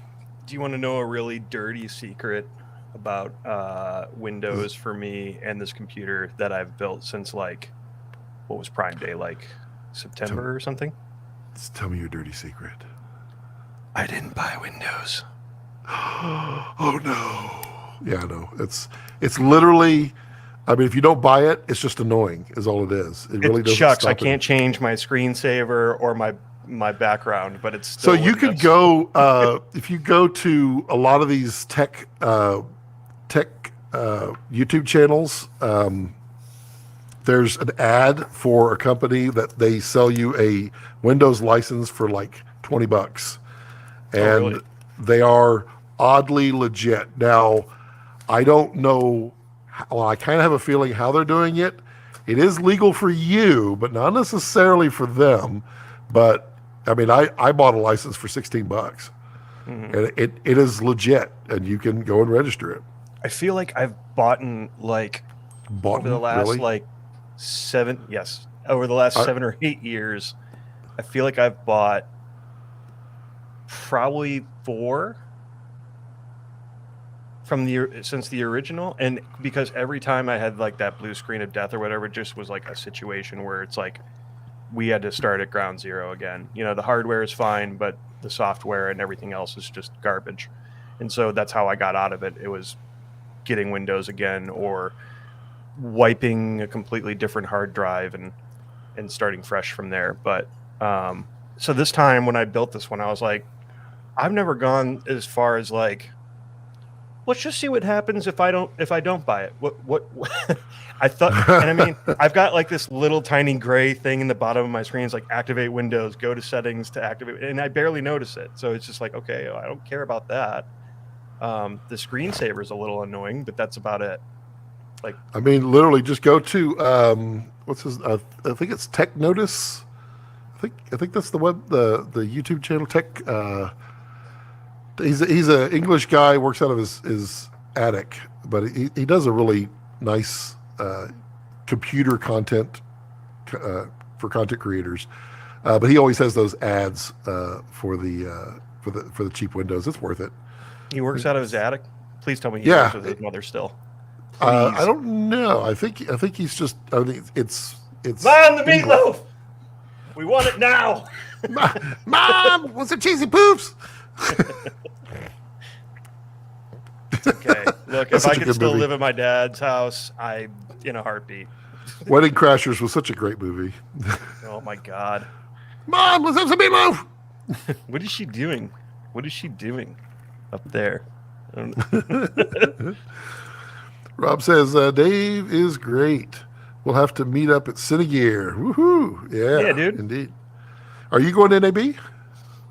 I don't think when's the date? I feel like there's a reason I couldn't go, and I just It don't ain't remember work. what it was. Ah, you see what I did there? I mean, unless Grip Rigs hires me like they did for Cine Gear Atlanta, that could be different. Because Greg over there, 15th of April. there is a new show starting in April that the best boy said for me to keep my phone close, and that will probably prevent me from going. Well, that sucks. I mean, it's not like it's a Yeah. very far drive. It's not. And you know what really sucks is, like, ever since I saw like Film Riot cover NAB like years and years ago, I've always wanted to go to NAB because I always thought like that looked like such a fun show to be at. And Cine Gear is fun too. And I It's know just that smaller, they've kind of yeah. like swapped now, and yeah, it's smaller, but like it's Vegas. And I'm just like, yeah, I would like to hang out with my filmmaker buddies in Vegas. That sounds amazing to me. I mean, it's NAB. NAB has definitely become. Oh, look at Rex. He's like. NAB is definitely swapped with Cine Gear as far as important for filmmakers, but important for like TV, radio, back to the original broadcasters part. I think NAB is still kind of king for that. But I mean, I go to NAB mostly for just meeting up with people and chatting and putting names to faces, because it's like one of the few places that you can do that. Yeah. Yeah, I mean, even when when we met at Cine Gear, 2 years ago, Yep. which is weird to think that was 2 years ago. We've That's had weird. so many like FaceTime calls and conversations and never meet in person. We were doing this. We were doing exactly what we're doing right now. But it was better because I could see you. This is true. And the time difference wasn't well, what are you? I think you're like I know that I'm 3 hours ahead or 3 hours behind Detroit. So yeah, but you're only 2 hours behind me. 2. Yeah. Yeah. It's There. easy. There it goes again. All I do is move. Is it better now? It's the dog. We knew it's the dog. I don't know. He's chewing on your cables down there. I don't know what it would be. This is so weird. Poor guy. He's got arthritis. Look at him. He's like, oh. You'll see him like try to get up, and he's like, I want to adjust. And he's like, screw it. I feel the same way sometimes. I get up. I'm like, I'm not getting up. We have Bjorn, the the dog. Yeah. boxer. The snort, the Schnickenflurler thing that I just saw the name of pit bulls. It has a very proper like a Shrinington Terrier or something like that. I don't know about that. We have a Bjorn. That's what we have. Pit bulls are not very popular in Texas right now after what happened a week ago. I feel like that's blanketed across everywhere. Like even like Ian tells me like when he brings him to the park that people are really like skittish to bring to be around him. But actually Bjorn's like a really well-trained dog. He gets excited and you might get that occasional like just excited nip on the hand or something like that just because of the fact that like, well, number one, you probably had your hands and were playing with his mouth or whatever in the first place, and he just gets excited. And you just remind him, you're like the moment you say "ow," he backs off, which is awesome. That's the real thing with them is that they just continue to breed them so that they get bigger and bigger and bigger. Their heads get bigger, and they have like the most powerful like mouth of any canine. Period. Mm-hmm. They say they could actually just break right through your bone. And a friend of mine had that happen. That on Corridor Digital they did a they do the stunt people react, and they had, it was last week or the weekend before, women stunt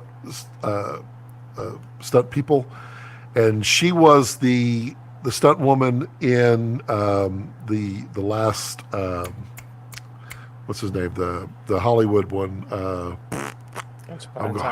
Tarantino, the Tarantino film with Hollywood with Brad Pitt and Once Upon a Time in Hollywood. Yeah, Once Upon a Time in Hollywood. Yeah, so the end scene where he has his dog attack, she was the person that the dog attacked, and she was all in pads, and she said, she's like, I'd wake up the next morning even though I was in full pads and there were bruises all over my body, but the dog literally hurts. So I get it. Bjorn was he was a rescue, and Ian. Well, they trained him really, really well. Like he can, sit, lay down. We have like these 2 signs, which I don't know how they figured this out. This, you can actually just do this in front of him, and he'll stop whatever he's doing. But if you want him to drop whatever is out of his mouth, you got to say like a whisper sign. So if he's got like his rope, like you just go shh, and he just drops it. He's insanely talented. Interesting. I've had a Chihuahua that was not this talented. Interesting. Huh. Mm-hmm. Rex is pretty good. We trained him, and he does all the right things, but he's half Pyrenees, so he doesn't care. He's like a cat. Like he called his name, and he's like, he's not paying attention. Rex, why are you on the fridge? He's a big cat. He's just still in the fridge. It's funny too. He has an incredible sense of time. And you watch, in about 10 minutes, he's going to get up and he's going to come walk over to me. You watch. It's, oh, I was like, wait, is it happening now? It's tremendous. I mean, like when Cynthia was working remote, or not remote, at the office, he would come and let me know that she is about to come home and he wants to be out there for her. I mean, it doesn't matter, time zone. It doesn't matter what, the sun, whatever. He knows the time of day. He's really good at it. I had a Chihuahua that was like that. That would actually know when my mom and my dad were getting home and would wait in front of the door. I mean, it would, run around, sleep, lay in the sun all day, kind of thing. But then, like, within, I'd say, about 20 minutes or so, actually, I guess there's two things I would say. She knew the work schedule, I think, that they were on, and would wait in front of the door. And then there were occasional times when she'd wait in front of the door when my parents just went out on a date, and I've read something about this too, that like there's like a connection of some sort, and I don't really understand it, nor do I really read into it too much, but like she just knew like when they were coming back. It was weird. It is a wild thing. But so like he knows when UPS, the post lady, FedEx, he knows when they deliver. He can hear that. So can I. But he will go, and it's the wildest thing. The nose that they have is incredible. He will run to the front, and immediately he gets alerted by the smell that someone was here. And then he will put his nose to the ground and go right up the stairs and go right to the package and then start barking to me to let me know that here it is. I found it. It was so-and-so. I knew it. Little manimal. Yeah, he's wild. It's like, cool. I mean, I don't know. I don't know if I could handle. I don't get how sensitive their noses are, and yet the first thing they want to do to another dog is go, oh, you were over there in that field. Yep. I feel like that's like the part that I would not want to smell first. Yeah. That's so odd to me that we've got Ian takes Bjorn for a walk now and again, and I guess Bjorn's made some friends with some of the neighborhood dogs, and there's this one tiny little dog who is just obsessed with Bjorn's beehole. It's like, please tell me the dog is like this tall. It's like, hey. It's like what's the breed? It's like, I think it's like Boston Terrier with like a Chihuahua or something, or at least that's the visual I can give you. Where it's like, it's still it's like a beefier Chihuahua. I don't know. But yeah, and Chihuahua. What was it?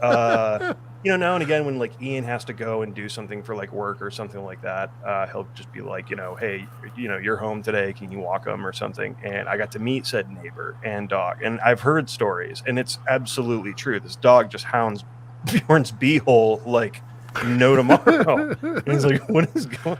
Why? What just happened? Lights just went off. That's weird. So you got your nice little background there. I can see delayed about 30 seconds. Yeah, that's nice. You got the, what is that? That's not green paper, is it? You just got a green glow with a projector. It's a glow, yeah. It's a what is it? The 18% gray, slate gray. Yeah. I've learned that the wrong grays. I've got all of them. They're all wrong. Oh yeah. I mean, it was just what we have actually going on is like, and you can kind of see it above my head, is like, it's not a wall spreader. We tried a wall spreader at first.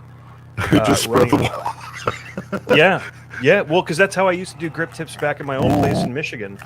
And but we just took like these Simpson tie brackets and just affixed it to the wall. And then we have a roll up gray, and then that 60D behind me is actually what backlights me when I do my talking head segments now. the glow that I have here on my face is actually, we were talking about the flex lights earlier. That's actually over Ian's desk, but gives, you know, just something there. In front of me is a 60X with the light dome on it. The little bitty light dome? Yeah, that light dome SE. You can't see it, and you can't even see the glow from it, but there's actually a P60C that is actually red right now, and that's more for Ian's camera, so that he has something going on. And then I've got Ian's got 2 Amaran tubes, not the newer ones. I forget what they're called, but those are what's actually putting the green across the entire back. And then there's a 60D on the floor with the you know, creating the pattern behind me. Yeah, I didn't get to play with those flexible mats, the Amaran mats. It's actually really cool. I'm a little jealous I didn't request one. I was warned on the 2x2 that the fan was extreme, like really bad. Yeah, I heard you guys talking about that earlier. I guess I kind of hear it when I'm thinking about it, but I don't know if you can hear it in my mic. All anybody else hearing is Cylons right now, so it's probably no, it's gone. You're good again. So weird. I mean the thing. I mean, my Amaran 100s and 200s review comes out Monday, and I mean it's the thing I talk about. You know, you have to cut costs somewhere to get a light cheaper, and what I don't like about the Amaran lights is the fan runs continuously. If the power switch is on, the fan is on, and I don't like that. Yeah. I actually, my next episode that I'm doing, I am now, and we've talked about this before, like when you get like a product and you feel guilty that you haven't done anything with it, and some time goes by. Well, that's kind of what those first 2 episodes are, is me going back a year and a half ago and being like, I've had these for a while. I really should do something with them. And the first ones that I pulled out were Godox, and a lot of issues there. Right. It's not a great build at all. But I also have to think about, like, I still have to kind of be humble, because at some point I was using, you know, halogen bulbs and can lights at one point. Right. So it's like, in comparison, yes, this is way better than that. But like, I try to be realistic in that I don't want to be a channel that is for this. I want to be a channel that's for this, that can focus on elevating people up and allowing the people at the top to be able to talk to the lower people, or not lower, but you know, see, look, peasants. There it is. Look, see, 10 minutes. Oh, there he goes. You're right. Hey, buddy. No, I know what you mean. Yeah, for me though, like, I wanted this to be a little bit more niche just for me on my end, because nobody ever dives into grip and electric, and there's so much material that that nobody wants to cover. But that is also something that I'm changing as of episode 100. I'm going right back to people are going to die. I'm not going to go back to basics and like teach people how to open a C-stand today, but like there is a giant amount of information that I've gotten in the last 2 years that is just basic grip and electric, and I'm just going to take a break from like reviewing lights and just go back to the basics. Well, and then that's the thing too. The thing about the reviews is it actually forces you to be on a schedule, and I kind of like that, because at least I'm putting out relevant stuff. But I don't want to be a review channel. I want to be an overall channel. I totally feel you. I feel like half of my stuff online right now Aputure, and it's like my channel is called Grip Tips, and I Right. have right. And it's still electric, but you know, in fairness, they make really good stuff for the they most really part, do. and so it's useful. And you know, like most of the jobs that I've been on lately, the bigger jobs, there's Aputure everywhere. So Yep. it's not irrelevant. It's very No, it's not. significant. I joined the union a little over a year ago, and some of the bigger projects I'm working on now, like on the backlot of like, I'm not deliberately trying to name drop, but like Warner Brothers Nope. and Universal and etc. Yep. Oh no, I wasn't going to do that. But like I see the Aputure lights, and I'm sitting there, and I was like, that's pretty badass, because like I remember when this first came out. And everybody's crapping all over them, said they'll never be on set. Yep. Wrong. Yep. Everybody was saying it, and then here we are, and I'm looking at local 728 using this. and in fairness, when you look at like the 300D, that's something to see. It wasn't going to have a trajectory to get on set, but when they came out with the Mark II, things changed. And then it was when they hit the 600s and then the Nova. That's when the market was prime. It was perfect for it, because the quality of Aputure just kept going up, and the output also came up to levels that were necessary. And I mean, now you see them everywhere. I've got two big lights coming to do reviews on. I don't have any other lights right now to review other than the Amarans that are coming out next week. But I've got a bunch of like wireless stuff. I've got some cool motion gear. I've got a bunch of stuff to review. Like, I feel really bad. I got this one motion kit back in December, and I told him it was going to be many weeks before I got to it. But I mean, that's what this gear is here. I've been building this thing, and now I've been motorizing it and taking it to the next level. And I told him, I was like, be patient, because I'm gonna show this thing like it has not been shown before, because now it's way better than it was. I mean, it's actually a really good piece of kit, but it's manual, and manual is not good for repeatability and for, you know, I want it to do this way. But now it can do it. Yeah, the only way that you. How did you make me cough? That's weird. Contagious. It must be the Cylon thing. We're all connected. Yeah. Yeah, I think if you want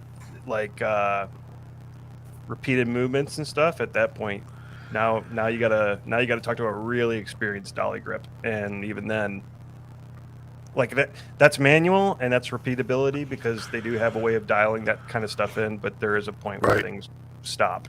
So. Well, I mean, I'll say the product is. I don't think it's any reason to be a secret, because it's out. So it's the Raubay spinner. It's an orbital spinner.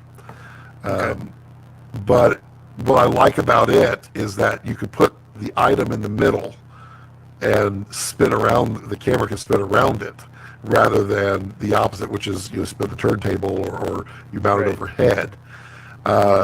And it's cool. The problem is, if you go to spin it, then you spin it. It has really good bearings on it. I mean, the design is really nice. But you spin it, by the time it comes around, it's got to settle. Then now it's slowing down as it comes around, because, I mean, there's drag in the air. And it's a really cool product. But now it's motorized. So now it's a weapon. I actually had to build something like that when I used to work at RHINO, that watch factory. Yep. They had a dive watch, and we rented a Phantom camera for it.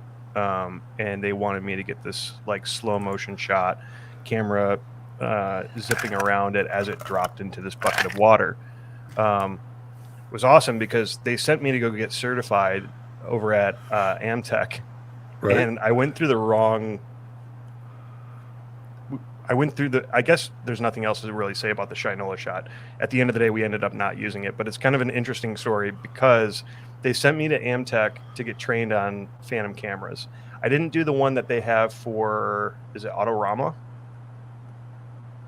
I feel like it's Autorama. They have like an actual like filmmaking Phantom camera class. Yeah, well, there's Phantom Flex 4K is the big one, and then they got the Veos, which are the smaller ones. So I learned to shoot with the Veos. Yeah. But I didn't realize that like I should have been in the filmmaking portion of this, because by the time that I got into the class, and it's like me and two other guys Right. who are military and do military Right. ballistics. And Right. then there's the teacher, and he's like, "Why are you taking this class?" And I was like, "I just need a slow motion camera because water." And you know, being that watches are small, little bits of water. Right.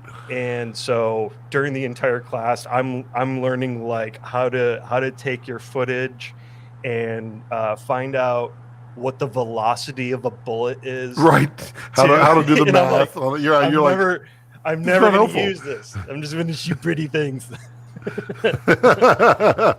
So, but you'll be able to calculate how that water was. Yeah, exactly. Well, this was moving at a speed of whatever, and I mean, Right. I don't remember any of this now, but it was like just to get the certification so that we could rent the camera to do that one shot. And Right. And even though I shot it, I don't have a lot of control above me, and they just didn't want to use it at the end. And I'm like, okay, cool. Well, at least you guys certified me with Phantom cameras. That's what we're getting out of this. That's the kind of the thing that I'm really digging with where Kessler's going now. With they're getting bigger and better and wider. So now they're doing these motors, so you could do whatever you want. It's not just use their gear. So I mean, this puppy goes right on the RAW bay, and then I can do a drop mechanism and drop things into it. I mean, there's lots of cool stuff I can do with it. I've always loved Eric's company. Yeah. Kessler, like I still have that 3-foot pocket dolly, and it just lasts. Like it's built really well. They thought about a lot, and for something that's, let's be realistic, is just almost just CNC rail, but perfect. Like I haven't had to. I've used that thing on so many jobs. They over-engineer everything, and I love that. It's kind of like a Honda and Toyota. I mean, you buy a Honda or a Toyota, they're going to last forever because they over-engineer them, and they don't let you use all the capabilities. So the engine is going to last 3 or 4 times longer than you would expect. Yep. And the same thing that Kessler does with their products. And quite honestly, there's so many other companies that do that. And I respect that a lot because it really says something. Yep. Yeah. I mean, that's, I didn't always have this thought. I didn't really have this thought until 3, maybe 4 years ago, which is say minutes ago. Yeah. I just had this thought. I just had an apostrophe. I think you mean an epiphany. No. Yes. Matthews, I think, honestly, they really don't get a lot of credit as far as their gear is out here in Los Angeles. Everybody's trying to buy an American stand. That's very common here. But what most people don't understand about the gobos, or the locking heads on their C stands and their combos, actually lock both ways. So the right-hand rule is like, it's thought to death to the point in which like you can't mess up with one of their stands. Right. Even if you do, it's still protecting itself, which I think is awesome. But I mean, and I'm not biasedly. Maybe I'm biasedly saying, I don't know. But Matthews makes really good stuff. It's just, I don't know what the style that it is too. Yeah. It feels like there's like a certain je ne sais quoi or whatever about their stands that just feels like, it just feels nice. It looks like it's a little bit more stylish than like the bare bones of what we're using. nays. I mean, the sad thing is, like, Matthews is feeling it badly, and a lot of the other companies, the price of steel and just the supply chain is killing them, and prices have gone through the roof. Have you seen the price of C stands lately? It's insane. Yeah, yeah. I think I saw that question in your. I think I read that somewhere. Somebody was asking, and yeah. The Oh, question from Ollie. Ollie, where? Oh, there it is. Do you have any advice of how not to pay $400 for a C stand in 2023? Wow, that's very timely, Ollie. I didn't even see that. It just kind of went by. Yeah, you got any advice? I do. So, honestly, if you're going with industry standard, American Matthews, and honestly, I'm even going to put Avenger out there. Those would be my top 3 picks. I would probably pick Matthews, but I grew up on Matthews equipment. I do, however, on union jobs, always see American grip. Right. That's just a very, very industry standard common stand that I've seen over and over again. $400. I don't know who's charging $400 for a C stand. I have seen that. Have you? He's not wrong, but it's probably more locale than anything for him. Like, you could still get you can get an Impact from B&H for $169. Mm-hmm. I would say. Go ahead. I mean, I've seen, like, the Matthews. I think, let me look at what it is. It's way like up $230 there. a stand or something like that. Matthews. I mean, honestly, the best thing I would say is find places that are selling them used, because you get some great deals. Yeah, and a lot of stuff that is grip equipment. $250. It's metal. It's aluminum. It's maybe coated in chrome or powder coated. Right. They last a very long time. You can do some smaller things to take care of them. Like, if you get a C stand that kind of is like stuck going in and out of the riser, well, take some pledge and wipe it up and down the risers. It'll slide better. Or you could, but I honestly, truthfully, I would probably either buy Matthews or American, and at whatever price that it is. But if a $400 C stand, that's just obnoxious. Yeah, Phil's right. Wooden Nickel, I follow them on Instagram, and he's always posting, like, unbelievable deals. I'm like, I just want to drive to California just to buy this stuff, because they're always selling used C stands really cheap. Yep, I see it all the time. I mean, another forum that you could go to is just the Grip and Electric Los Angeles or the Grip and Electric Facebook forums, and people post gear on that now and again. And depending where you are, you might be able to say, hey, you ship these to me, and most of the times they're willing to do it. I surprisingly have no-nos for finding a deal on grip. It is the worst. I can get a deal on almost anything, but grip, it is like it's a foreign country to me. It's so odd. But my buddy Ari, he found all kinds of great combo stands and got them really cheap, but I can't find them. And he's in Austin. There's another resource I'd like to put out there too. Modern Studio Equipment is a really good website. I like Modern. Modern is very affordable. Yeah, they're very affordable. Now, that being said, if I'm like comparing, hey, what's up, Ian? We're on Scott's live stream. Ian Brightman, ladies and gentlemen. I'll see him in 30 seconds. Oh yeah. So what was I going to say? Oh, so like if you buy like a baby pin from Modern, it's going to be made out of aluminum. It's going to be aircraft aluminum, 6061 T6, which is what Speed Rail is made out of, and that's great. It's going to last for a hot minute. I will say though, because it's aluminum, it's going to start gnarling up a hell of a lot quicker than if you were to buy a steel baby pin. For sure. So, know the actual metal material that you're buying. But, for me, if I order a baby pin from Matthews, I know that's going to be made out of steel. And so that's not going to or even just take like a cheese plate, you know, that cheese plate may have drilled and tapped holes inside the cheese plate for 3/8, 16ths, or quarter 20. And if it's aluminum, that stripping inside is going to happen inevitably from putting a baby pin in and out. You know, it's just going to. It's just how aluminum is. Right. Yeah, aluminum is it's a soft metal, but it's also very affordable. And modern does a lot of aluminum. So I will say there's a give and take. I was going to say they're like the Harbor Freight of equipment, but I don't think that's correct. We've all been to Harbor Freight. We know. We all have. There's a shelf life, I guess. I mean, I'm saying. It's rather interesting. Like Impact it's B&H's house Chinese brand. I think that's the designator of it.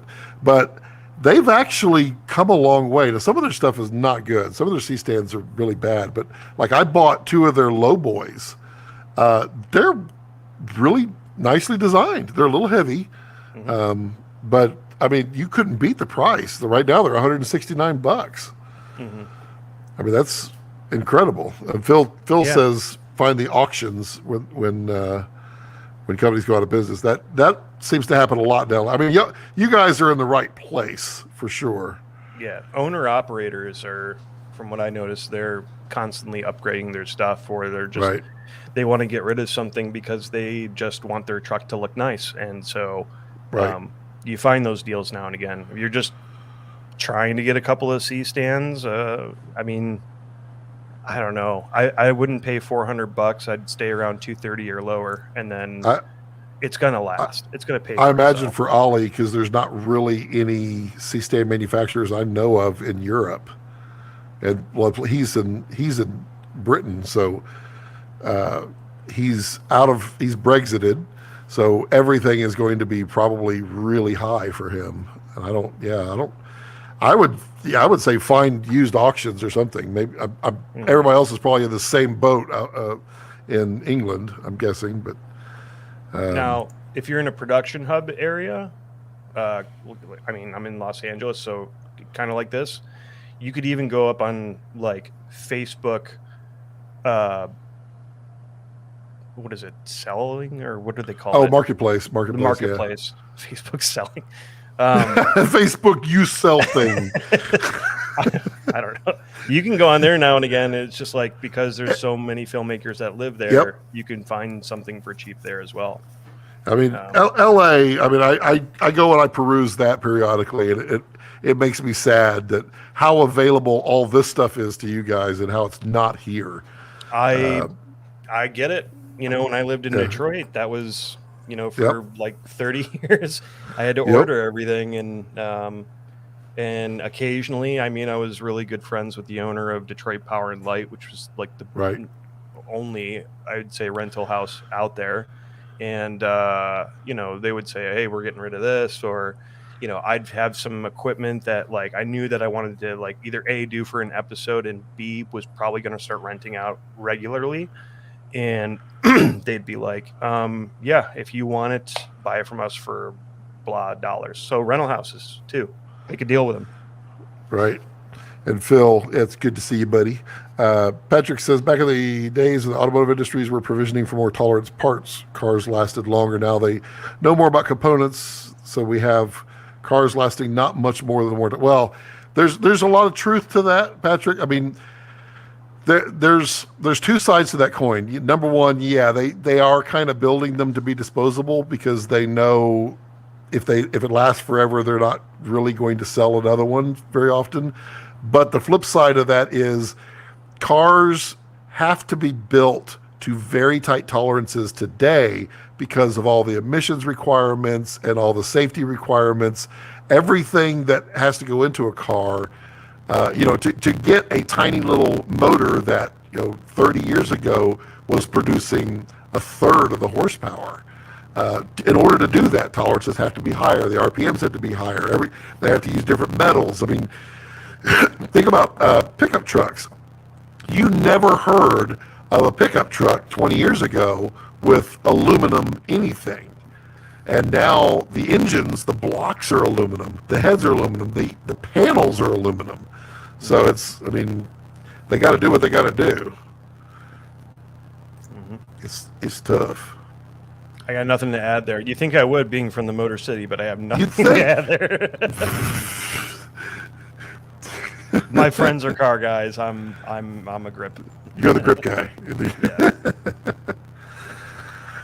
Well, it is that time of the evening where I must go and eat chicken fajitas tonight. Oh damn! Yeah. What are you eating? What are you having ordered? I'm gonna order a healthy DiGiorno for one in my oven. Ooh, DiGiorno. Why don't you make pizza, dude? It's so easy. No, I'm waiting for you to deliver me a pizza because I'm not going to deliver you one because you're not going to pay for the delivery fee. It's so easy to make the pizza. It really is. I see now. I won't make this long, but I like a specific style of pizza, and it is What's your specific style? Detroit style. Detroit style, and if I may, I know that they always say that there is like this line of sauce that's on top of all the ingredients, and being a Detroiter, I can tell you, damn near none of us do that. I don't know why. Line of sauce on top of the sauce? Yeah, so like the biggest portion of Detroit style pizza is that it is a deep dish rectangular pan. So you would put your sauce on top, but you have to put the cheese, and you have to make sure that the cheese is layered on top of the entire pizza. Don't leave room for crust, because when the pizza bakes, the crust is going to form as cheese. I gotcha. So that is just flavor number one, and then whatever toppings that you're going to add. But like, I don't know why I keep seeing it. We have like one restaurant in Detroit that everybody knows. It's called Buddy's, and they do a deep dish style, but they leave room for the crust instead of the cheese going over it, and they do that one strip of sauce on it on top of the cheese. And I personally, I hate that, and I don't know anybody who orders that. It's the weirdest thing. But Scott, I know you're on a pizza kick. Oh well, I'm on a perfection kick. I like to perfect something. I don't think I've ever had a Detroit pizza. So I've had Chicago, and I'm not really a fan. It's too much sauce on top. It's too thick for me. I like to eat multiple slices. I mean, I feel better about myself as a person if I can have multiple slices of pizza, and I can't do that with Chicago. You're halfway through the one, you're like, a wafer thin mint. It's just that's all I need. Is well, you like the thin crust kind of thing then. I love the crunch. Yeah. I like the flavor. I don't want bread. I want not cracker, but I want everything to be an equal layer. I gotcha. That's what New York style I think is best for me. But I will be dabbling in others at some point. Maybe I'll figure out how to do Detroit. I gotta find a good Detroit place first, so I can even know what it's like. Scott, I'm not sure if they have these where you are, but I know that it's based out of Detroit. It's a chain, but it is probably one of the best. There's two places for the best pizza in a chain form in Detroit, and you either have Jet's Pizza or you have Hungry Howie's. One of those two is what was that? Detroit's like like cafeteria pizza. Whatever. It's way better. New York all the way. Yeah, New York. Have you had a good New York pizza? No, the first time I had a New York slice was when I visited there, and I went to the B&H store, and they had that pizza shop that's like right across the street from it. And I was like, I don't know which one it is. I don't know either. I'm like, we're in New York, I'm gonna have a piece of pizza. What kind of piece did you get? What'd you get? I judge every place by one specific topping the first time I try it, and it's just pepperoni. Right. That's all it should be. Pepperoni. That's all it should be. A good slice with pepperoni. That's all you want. You can get creative later on, but if I'm having it for the first time, I'm having pepperoni, and I'm gonna be honest, it sucked.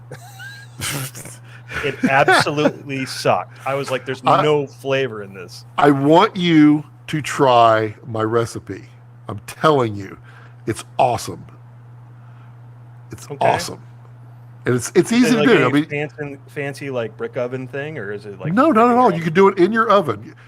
Go to my raw cuts channel and find my New York slice in there. And you're going to spend 15 minutes making the dough. Then you're going to stick it in the fridge, and you're going to take it in and out a couple times over 3 days. That's it. And then you're going to heat it up. You heat your oven up to maximum, and you're going to throw it in there. And it is incredible.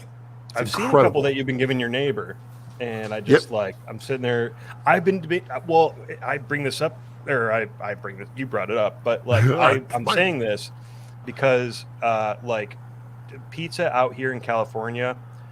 That sucks. How do I put it? It's not pizza. Good pizza doesn't exist. Pinkies out pizza. Ian just called me a liar. It doesn't exist here. Yeah, it does not exist. They specialize in tacos here, is what they do. Yeah, street tacos. That you can't get a good steak in LA. You can't get a good pizza in LA. Those are two things I can guarantee you can't get.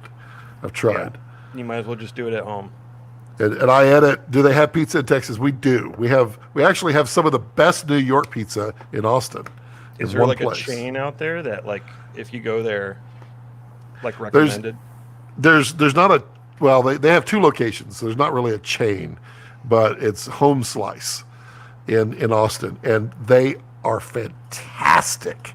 I mean, like the best outside of New York. And it's even better in my opinion, because I don't like the dollar slice stuff. I don't want the crap slice. I want a good New York slice, and Home Slice has got that. CPK is meant to be good for killers. Greg, hey Greg. There is very good pizza in LA. You just need to know where to go. All right, Phil, I'm going to hold you to this. We're going to have to find. You got to show me some good pizza in New York, because there's this whole chain of California pizza kitchens. It's awful. Don't even bother. It is horrible. Don't waste your time. I don't know. The barbecue chicken pizza from them is not too bad, actually. I kind of like that. That's fair. Okay. Every time I've had pizza in California, it's either one of 2 things. It's the standard mom and pop, just buy the ingredients from the same place that everybody else does. They run it through the conveyor oven, and you get it. Therefore, it tastes exactly like every other $8 pizza. Yep. Or it's a Pinkies Out pizza. It's, yes, we fly in clams from the North Shore of Maine. Let me put this bruschetta mix together of like tomatoes, spinach, and avocado. And I know you came for pizza, but I'm going to make you a chicken salad like you've never had. I was like, I want pizza. 100%. Okay, it is time. It's time to bid everyone a farewell and good evening. Dave, thank you for joining, and even though I never got to see you, it's good to not see you. It's good to not see you too, Scott. Do you want to close it out? Do you know my phrase? Follow Scott Balcom on Instagram and Twitter. That's not my phrase. And OnlyFans and no, I don't know what it is. You do it. It is. It's remember to click the like button. I know Dave still doesn't know how to do the There's a like button? Yeah, you have to click it. There's only 3 likes out there. It's really sad. There, now you got 4. Wait, you know how to do it now? I'm on my desktop. Of course I do. Oh, there it is. I've seen the 4th one. All right, everyone, have a fantastic, wonderful weekend. Do not search for good tips on OnlyFans. That's Dave's channel, by the way. I'm doing it. Everyone have a fantastic weekend. And as I always like to leave it, don't let your passions center around your life. Let your life center around your pizza. Passions. Pizza. Damn it. It's almost there.